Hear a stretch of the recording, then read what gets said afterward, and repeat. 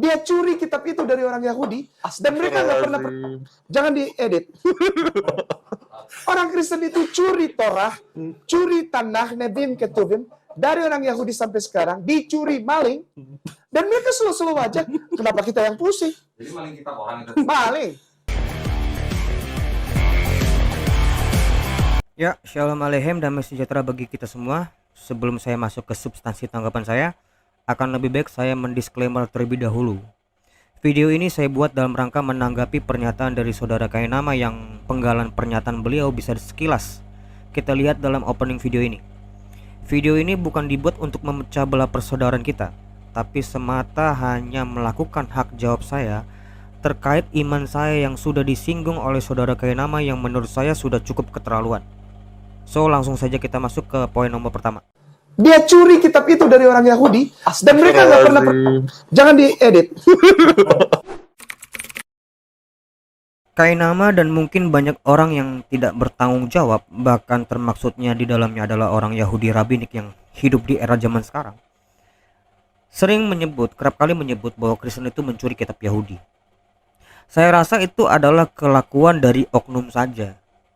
Jika kekristenan disebut mencuri, kita harus tahu dulu apa itu definisi mencuri.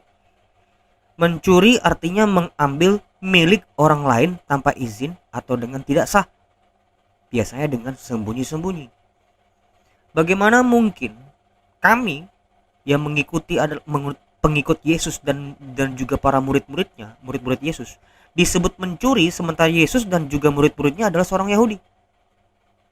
Murid-murid Yesus yang sebagian besar adalah orang Yahudi bahkan mengabarkan tentang kabar Injil di Bait Allah dengan menggunakan kitab Taurat dan kitab Nabi-Nabi dan juga kitab Mazmur. Jadi jangan kalian kira pada mula-mulanya para rasul itu mengabarkan Injil di Bait Allah itu menggunakan kitab Injil.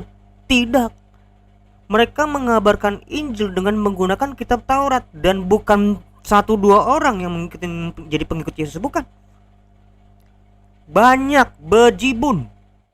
Kisah para Rasul 14 di Ikonium, Kisah Rasul 14 ayat 1. Di Ikonium pun kedua rasul itu masuk ke rumah ibadat orang Yahudi, lalu mengajar sedemikian rupa sehingga sejumlah besar orang Yahudi dan orang Yunani menjadi percaya. Bayangkan.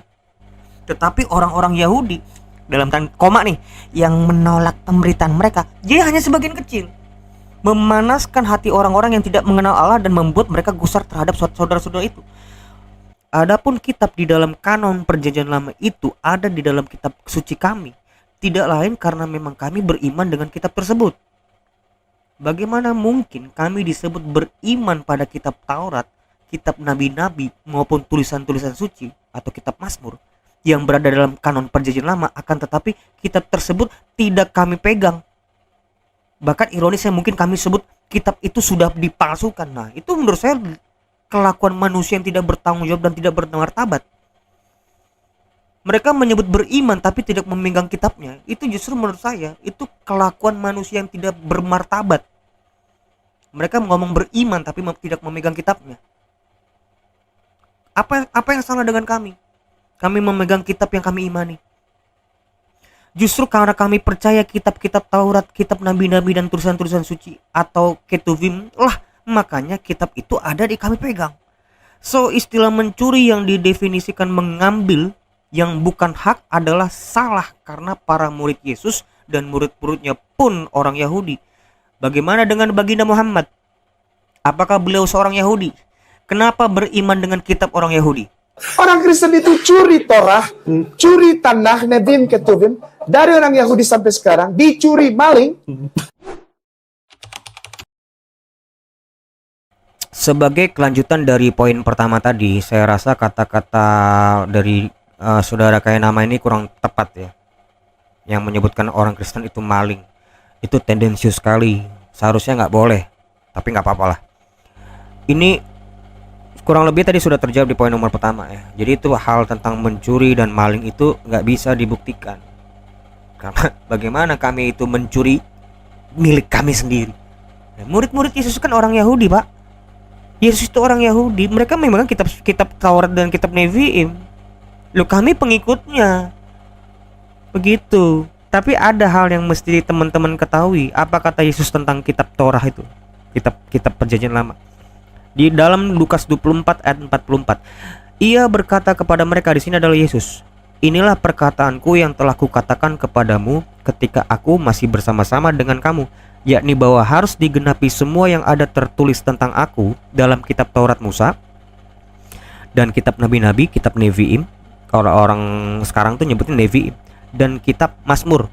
Mazmur itu kitab Ketuvim.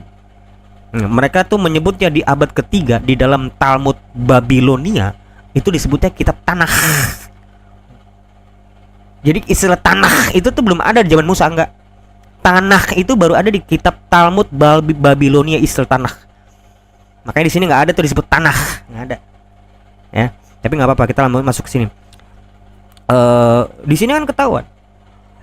Yesus sendiri mengatakan bahwa kitab-kitab itu pun menulis tentang Yesus. Bagaimana? Kitab yang menulis tentang Yesus di mana saya itu mengikuti Yesus enggak saya pegang, saya buang, kan nggak mungkin.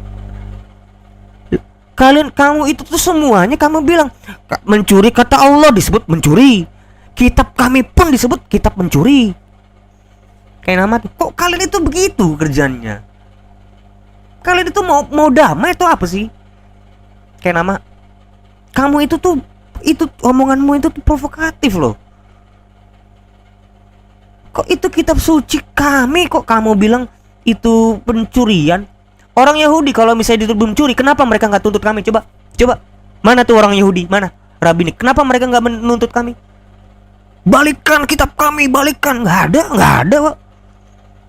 Kalaupun ada tuh oknum-oknum itu, orang-orang Yahudi, oknum orang Yahudi yang tidak bertanggung jawab itu. Bagaimana orang rabi-rabi sekarang ini tidak lebih Yahudi dibanding Yudas Iskariot sekalipun dia seorang pengkhianat. Kenapa? Tuh, Yudas Iskariot itu bisa dipastikan masuk bait Allah walaupun gak ada kisahnya. Pasti tuh. Setiap tahunnya mereka melakukan kurban soalnya. Ya kan nggak mungkin setiap riwayat mereka melakukan kurban ditulis di dalam kitab Injil, nggak mungkin. Tapi bisa dipastikan mereka itu masuk ke bait Allah. Rabi sekarang masuk nggak ke bait Allah? No, lihat aja nggak pernah. Kami lebih percaya sama orang-orang yang sudah masuk bait Allah loh. Bait Allah itu pusat ibadat orang Yahudi. Keimamatan itu semua pusatnya tuh di bait Allah. Itulah kenapa bait Allah itu sangat penting sekarang mereka nantikan. Supaya apa? Supaya keimamatan mereka itu berlaku. Sekarang orang Yahudi itu nggak bisa melakukan keimamatan. Kenapa? Lu nggak ada imamnya loh. Imam itu petugas bait Allah. Kerjanya di bait Allah, bukan di YouTube buat channel. Please subscribe me, nggak ada kayak gitu. Itu bukan pekerjaan imam. Mungkin rabi ya, sekarang rabi sekarang. Tapi kalau imam itu tugasnya itu di bait Allah. Ya, jadi jangan bilang seperti itu ya.